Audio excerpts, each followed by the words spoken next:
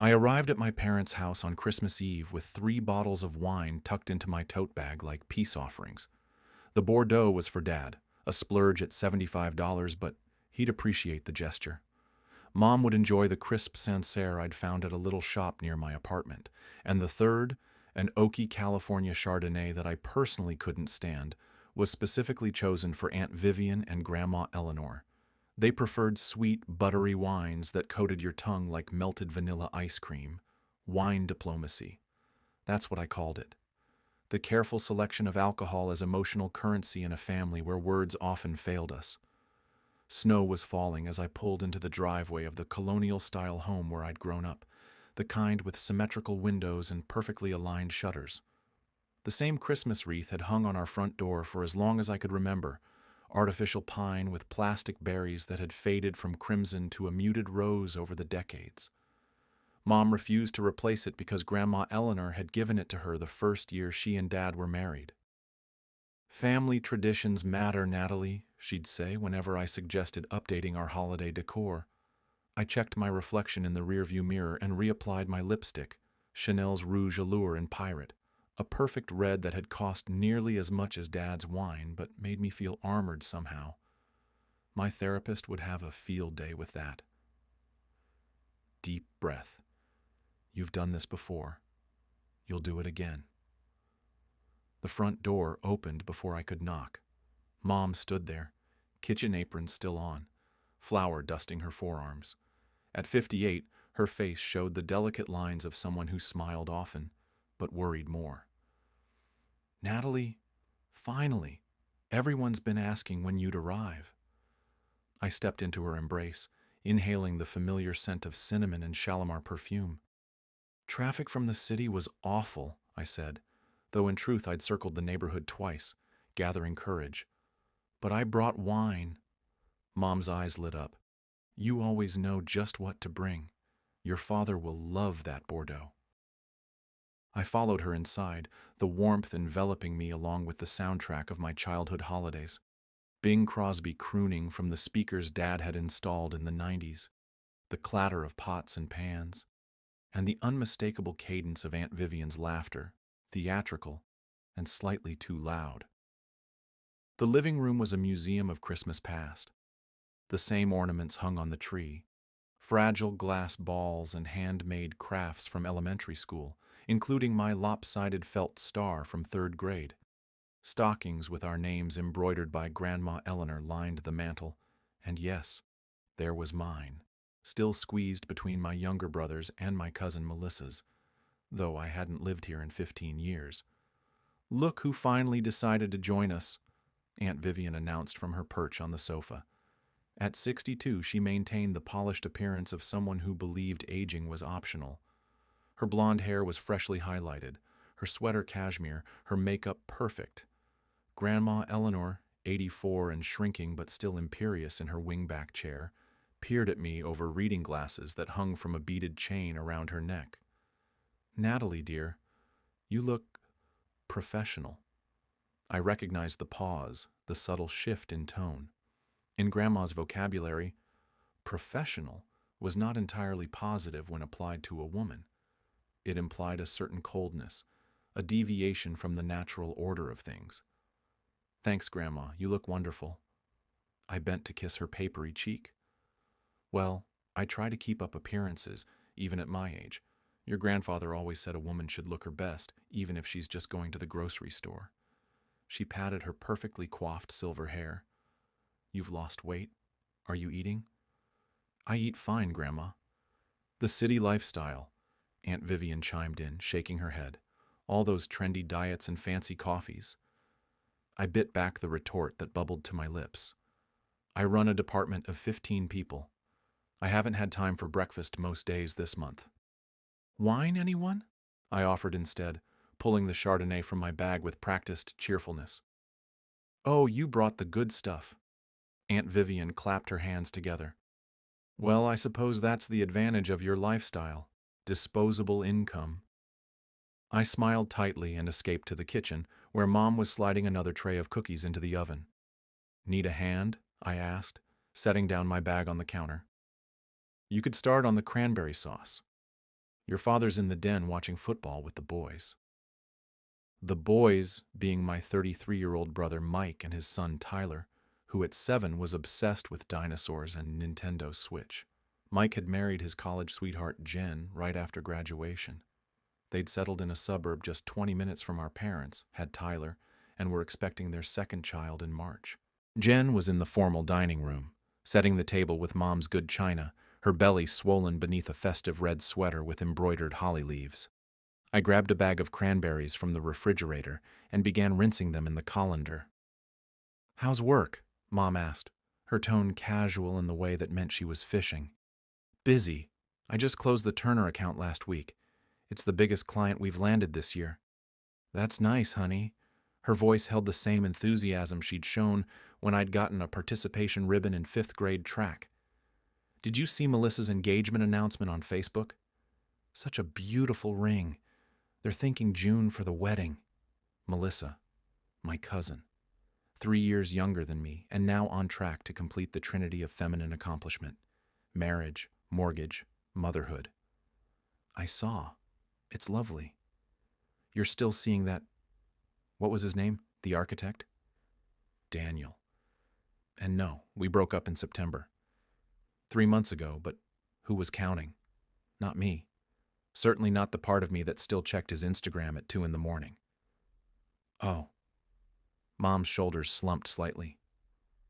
You didn't mention it. I hadn't.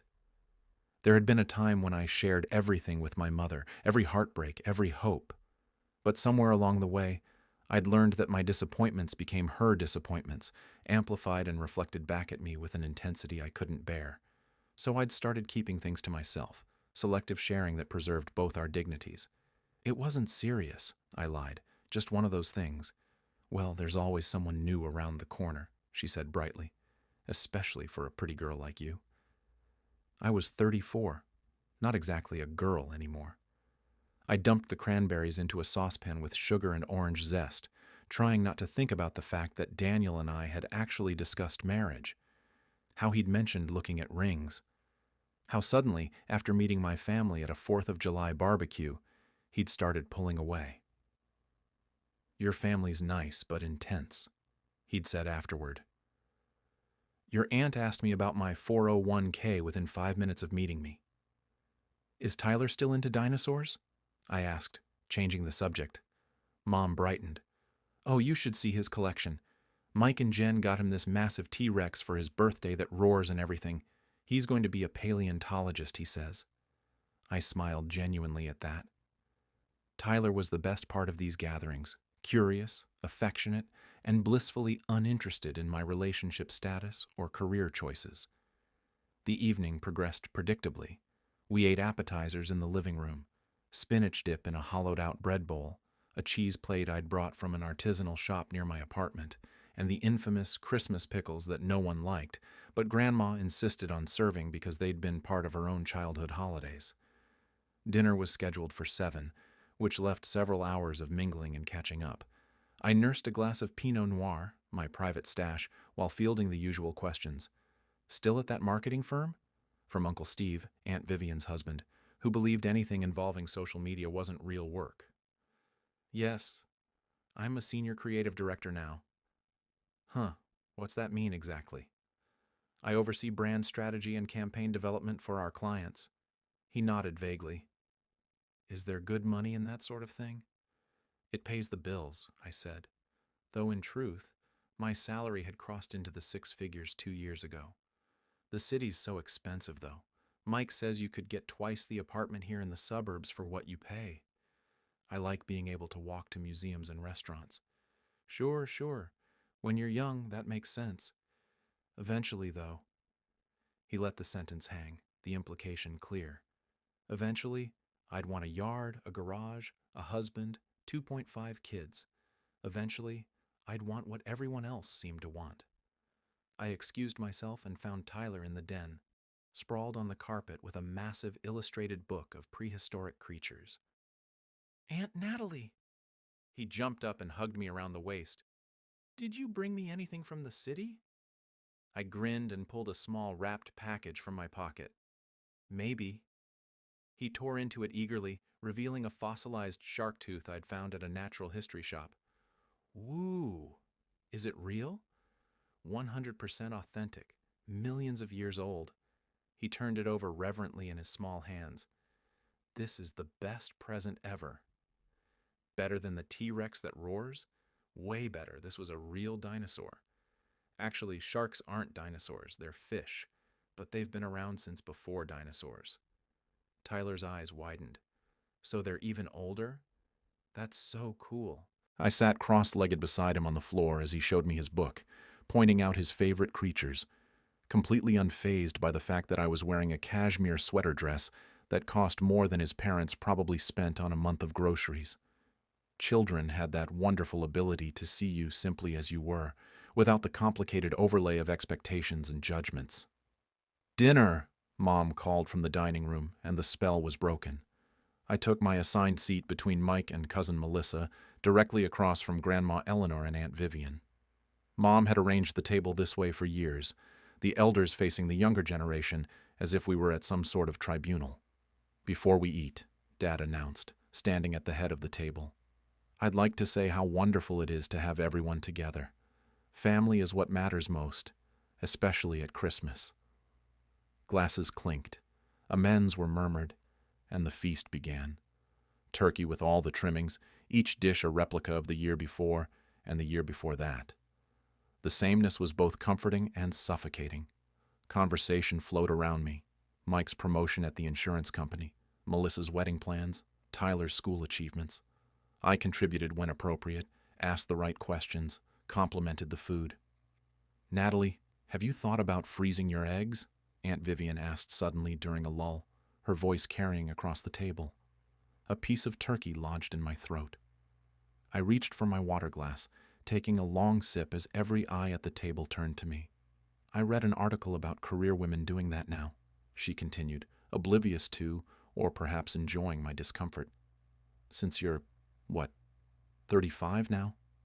34, I corrected automatically.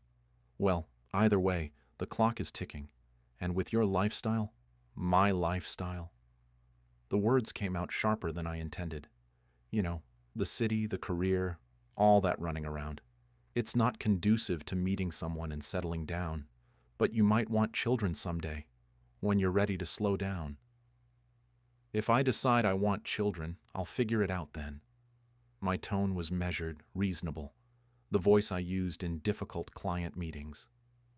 "It's just that fertility drops dramatically after 35, Melissa chimed in, as if she'd suddenly become an expert by virtue of her engagement ring. "My gynecologist was just telling me. I'm aware of the statistics, thanks." I speared a Brussels sprout with unnecessary force. "No need to get defensive, dear," Grandma Eleanor said. "We're only thinking of your future happiness." "I am happy," I said quietly. Aunt Vivian exchanged a look with Grandma Eleanor, a subtle raising of eyebrows, a slight purse of lips, a look that said, "She doesn't know what real happiness is." "The cranberry sauce is delicious, Natalie," Mom interjected desperately. "Did you add cinnamon this year?" "Orange zest and a splash of Grand Marnier," I said, grateful for the lifeline. The conversation drifted to safer territory, neighborhood gossip, the church Christmas pageant, predictions for snow accumulation. I retreated into the practiced persona I always wore at these gatherings, pleasant, engaged enough to avoid comment, but never fully present. After dinner, while the men watched a Christmas movie with Tyler, the women gathered in the kitchen to wrap last-minute gifts and prepare dessert. I volunteered to wrap, settling myself at the kitchen table with scissors, tape, and rolls of festive paper. Melissa sat beside me, chattering about her fiancé's family and their holiday traditions that she'd soon be adopting. Mom and Jen were assembling a gingerbread house with pre-baked pieces, while Aunt Vivian and Grandma Eleanor stood by the kitchen island, ostensibly organizing the dessert plates, but mainly supervising everyone else's efforts. I half listened to Melissa while meticulously cutting paper and folding corners into perfect triangles. Years of wrapping client gift baskets had made me something of an expert. "That's a bit much for a child's gift, isn't it?" Aunt Vivian commented, watching as I tied a complex bow on Tyler's shark book I'd bought to accompany the fossil. "He's just going to tear it apart." I like making things beautiful, I said simply. It does look professional, Grandma Eleanor conceded, like something from a department store. I wasn't sure if that was a compliment or a criticism. With Grandma, the line was often blurry. I excused myself to use the bathroom, but paused in the hallway when I heard my name mentioned in the kitchen. An old habit from childhood, eavesdropping when I suspected I was being discussed. Natalie's looking tired. Aunt Vivian's voice, slightly lowered, but not enough. Those fine lines around her eyes weren't there last Christmas.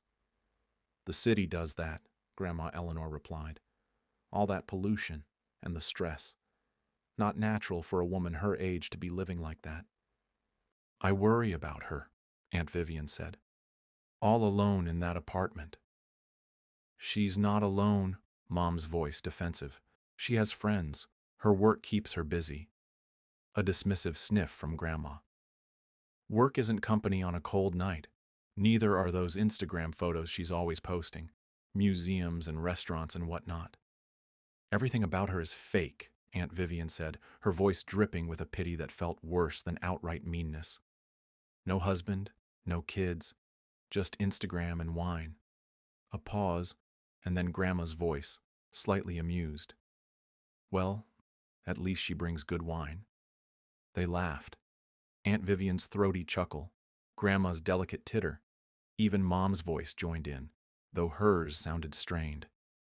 I stood frozen in the hallway, a strange numbness spreading through my chest. It wasn't that I hadn't suspected they thought these things. It wasn't even that they were saying them out loud. It was the casual cruelty, the absolute certainty that my life was somehow less than. That cut the deepest. Fake. The word echoed in my mind. Instagram and wine. As if my career achievements meant nothing. As if the life I'd built for myself, my light-filled apartment overlooking the park, my friendships, my travels, my independence, was just a consolation prize for not having secured a husband. I'd known, of course, had always known on some level. But hearing it stated so plainly stripped away the thin veneer of politeness we usually maintained. I straightened my shoulders, went to the bathroom, flushed the toilet for effect, and washed my hands thoroughly. I studied my reflection in the mirror, the fine lines around my eyes that Aunt Vivian had noted, the red lipstick that had faded during dinner, the careful highlights in my dark hair that cost $200 every 8 weeks. Did that make me fake? The effort I put into my appearance? When I returned to the kitchen, I smiled as if I hadn't heard a thing. I finished wrapping Tyler's gift with extra care, adding a small dinosaur sticker to the name tag. I helped lay out the dessert plates for pie, arrange the coffee cups just so. Wine diplomacy, gift wrapping diplomacy, dessert diplomacy. Later, lying in my childhood bed, I stared at the glow-in-the-dark stars on the ceiling that Dad had never removed. I'd loved those stars as a teenage girl, dreaming of escape, of a bigger life than the one that seemed preordained in our small town.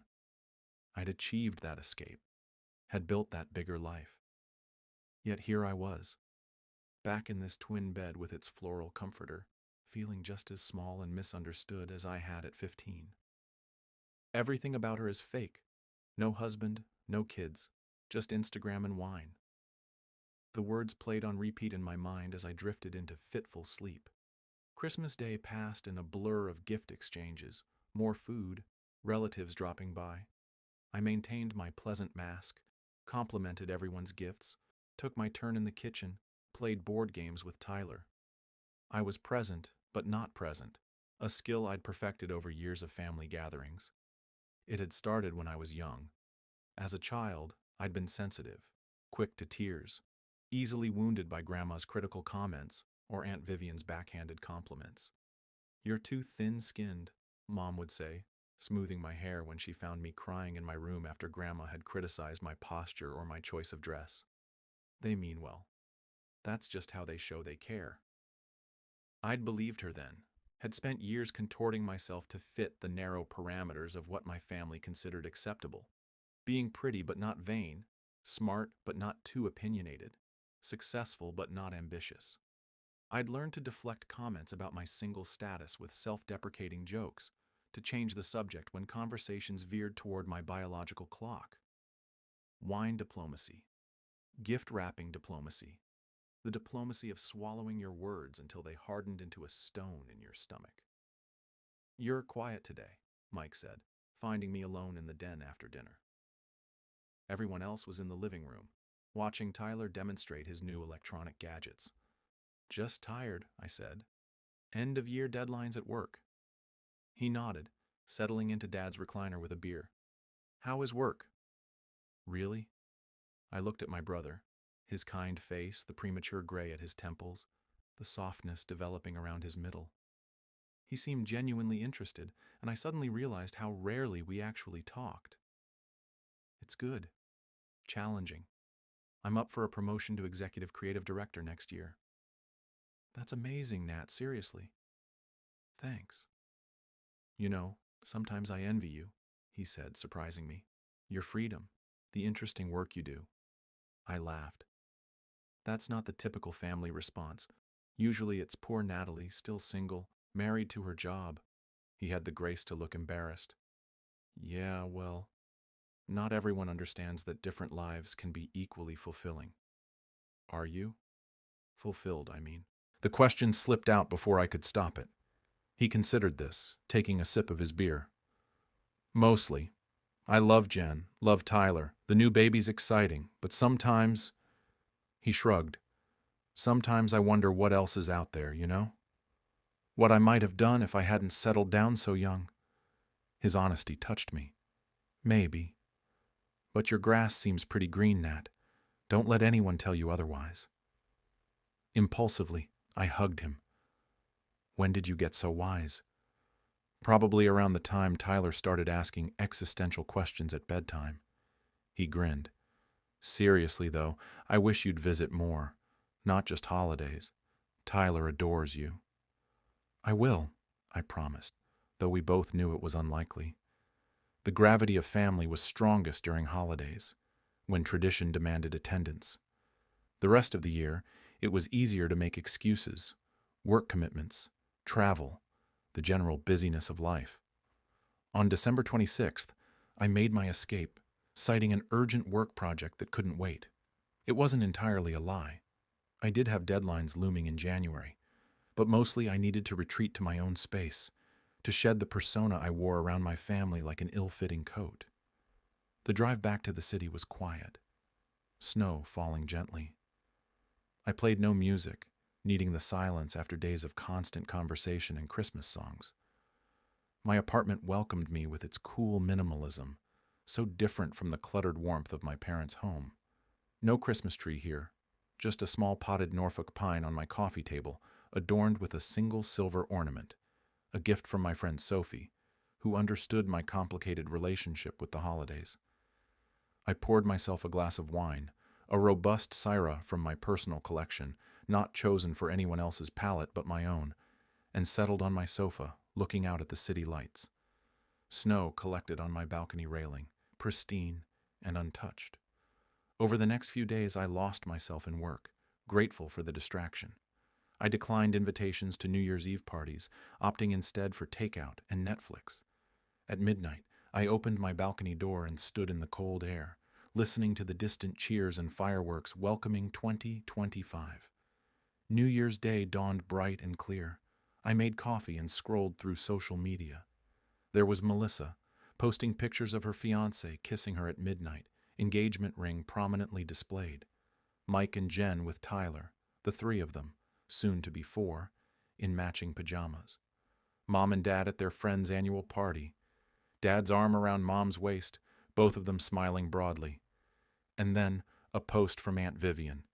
A family photo from Christmas dinner, everyone arranged around the table. I was there, smiling the tight smile I recognized as my public face. The caption read, "Another wonderful Christmas with family. Blessed to have everyone home where they belong." Family first. Christmas traditions. I stared at the photo, at my frozen smile, at the careful way I'd positioned myself slightly apart from the group, as if I could physically create the emotional distance I craved. Everything about her is fake. No husband, no kids, Just Instagram and wine. The words rose unbidden, and with them came not the hurt I'd felt on Christmas Eve, but a sudden clarifying anger. They were never going to see me, really see me. In their eyes, I would always be lacking, incomplete, waiting for real life to begin. No amount of wine diplomacy or careful conversation or polite deflection would change that fundamental fact. I set my coffee down and did something I'd never done before. I unfollowed Aunt Vivian, then Grandma Eleanor, then, after a moment's hesitation, my cousin Melissa.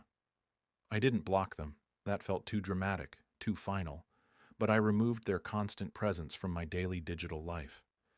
Next, I opened my calendar and looked at the dates I'd already penciled in for obligatory family visits in the coming year: Easter, 4th of July, Thanksgiving, next Christmas. One by one, I deleted them. Not because I would never see my family again, but because I needed to reclaim these as choices rather than obligations. Finally, I picked up my phone and called my mother. "Natalie?" She sounded surprised. We usually texted rather than called. "Is everything okay?" "Everything's fine, Mom. I just wanted to let you know I got home safely." "Oh, good. We were wondering. You left so suddenly." I took a deep breath. I heard what Aunt Vivian and Grandma said about me on Christmas Eve, about my life being fake, about Instagram and wine. Silence on the other end. Then, "Oh, honey, they didn't mean—" "They did mean it, Mom, and that's okay. They're entitled to their opinions, but I'm entitled to not subject myself to them anymore." "What are you saying?" "I'm saying I won't be coming for Easter this year, or probably the 4th of July. I'll let you know about Thanksgiving and Christmas." "Natalie, you can't just—" "Family is family." "Yes, family is family, which is why I thought they might be happy for me, proud of me even, for building a life that fulfills me, for my achievements, for my independence. Instead, all they see are the ways I've failed to meet their expectations. That's not fair. No, it's not fair. None of it is fair, but it is what it is."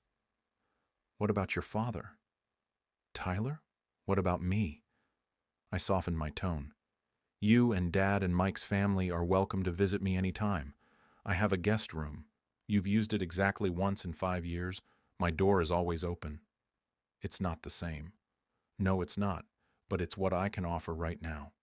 After we hung up, I felt lighter than I had in years. Not triumphant, not vindicated, but free.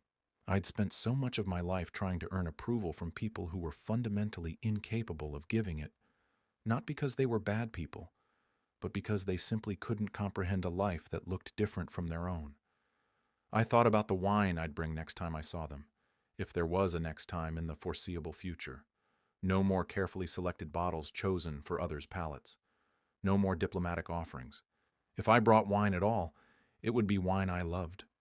And if they didn't like it, well, they could provide their own. Outside my window, the city was coming to life on this first day of the new year. People walking dogs, jogging, heading to brunch. My people, in a sense. Others who had chosen this urban life of proximity and anonymity, of culture and convenience, of possibilities that extended beyond the boundaries of a picket fence. I picked up my phone again and texted Sophie. "Brunch today? I have stories." Her reply came almost immediately. "Absolutely. The usual place at 11? Bottomless mimosas for the win." I smiled, a real smile that reached my eyes, and went to get dressed.